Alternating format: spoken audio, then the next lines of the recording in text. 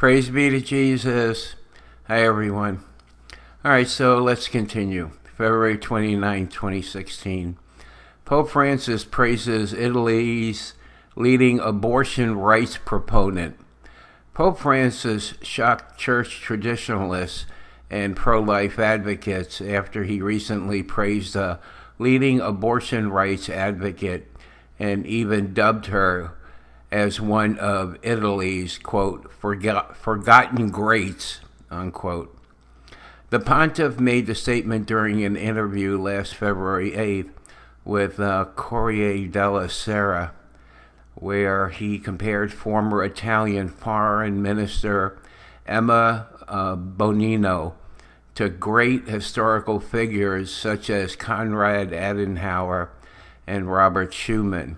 Pope Francis acknowledged that his statements were controversial, but dismissed them, saying, quote, true, but never mind. We have to look at people, at what they do, unquote.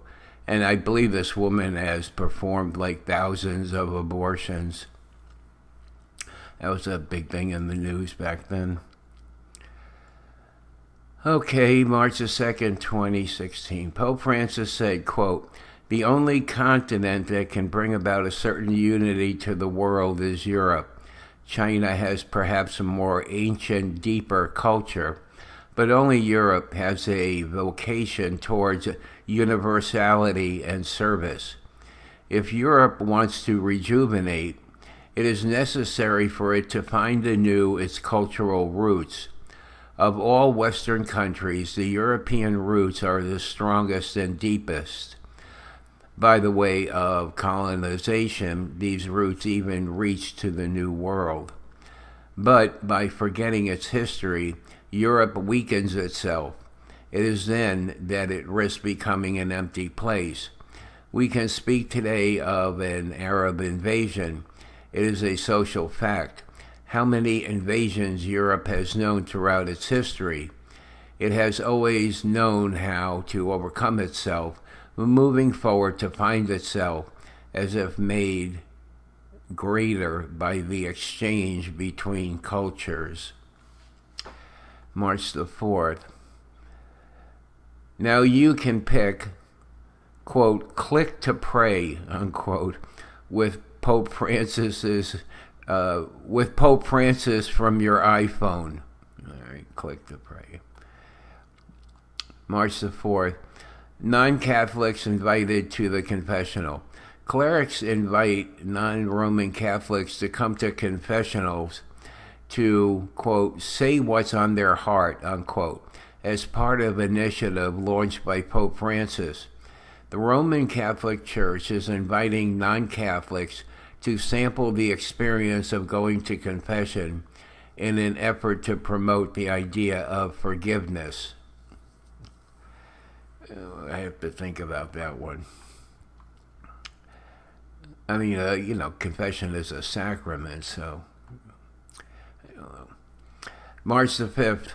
Another Pope Francis house goes up in Alabama.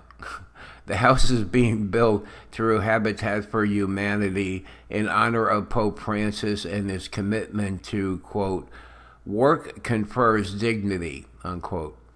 Pope Francis houses are being built across the country with donations made to honor Pope Francis. March the 8th, International Women's Day. Google mentions Pope Francis. Google has marked International Women's Day with a special live-action Google Doogle featuring real women discussing their hopes for the future.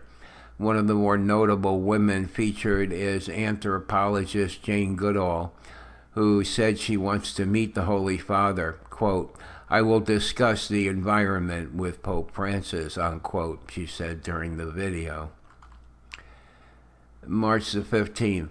In a homily, Pope Francis said, quote, the serpent is a symbol of sin, the serpent that kills, but also a serpent that saves. And this is the mystery of Christ. Paul, when speaking about this mystery, said that Jesus emptied himself, humiliated himself, and destroyed himself in order to save us. And what's even stronger, he became sin. That's quote, he became sin. Using this symbol, he became a serpent. Jesus became a serpent. What an analogy. This is the prophetic message of today's reading. The Son of Man, who like a serpent, quote, became sin, unquote, is raised up to save us. Pope Francis went on to explain that this is, quote, the story of our redemption. This is the story of God's love. If we want to know God's love, let us look at the cross, a man tortured, unquote. A God, quote, emptied of his divinity, unquote. Quote, dirtied by sin. Well, it was certainly not his own sin. I don't know what he's trying to get across here, unquote.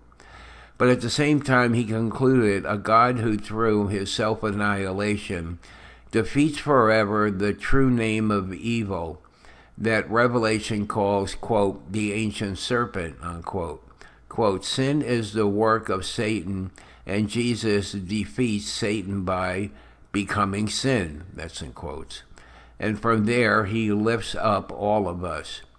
The cross is not, he doesn't become sin. I mean, how crazy is that? Jesus becomes sin? I mean, he took on our sins like one would carry a heavy weight or something. I mean, that's my understanding. He doesn't become sin.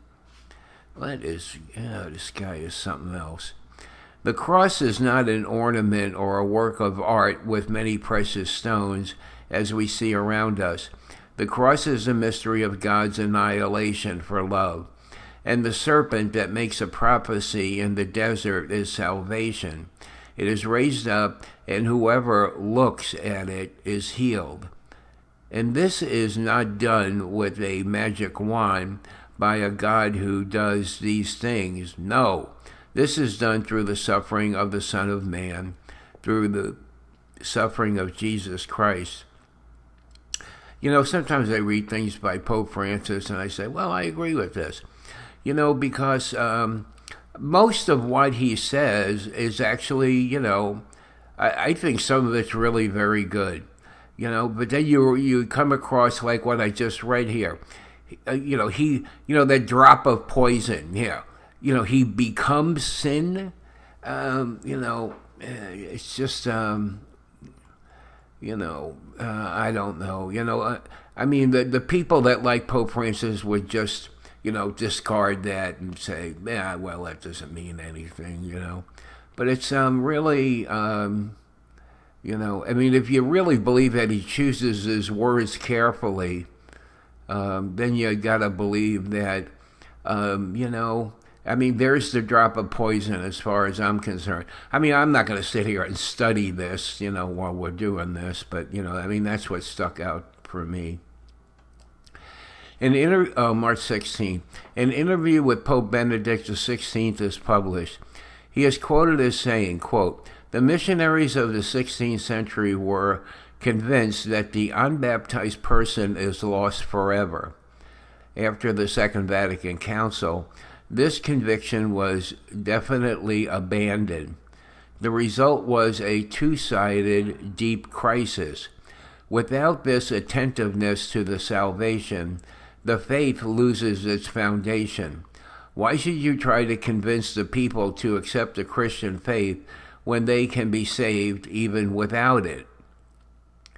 Well, that's what Abu Dhabi's statement is all about. Of course, that came 3 years later. This is 2016.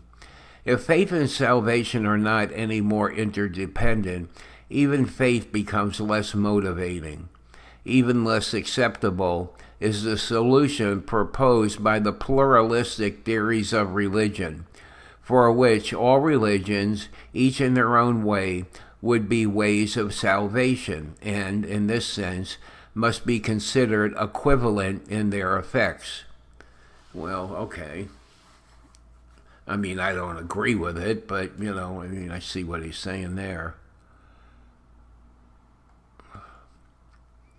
This is like a precursor to the Abu Dhabi statement. March 16th here. I got to check the time. The time really flies. See, we're past 10 minutes already. Here, I'll just do this one here. March 16th. Carlo Maria Vigano fired. Pope Francis to replace U.S. Vatican ambassador who set up Kim Davis meeting. The Vatican is replacing controversial ambassador Carlo Maria Vigano. Vigano, I don't know. The man responsible for arranging the meeting between Pope Francis and anti-gay Kentucky clerk Kim Davis last fall during his visit to the U.S. Archbishop Carlo Maria Vigano is a staunch conservative and was vocally opposed to same-sex marriage. Okay, we'll stop there. All right, so we'll talk to you again tomorrow. Bye.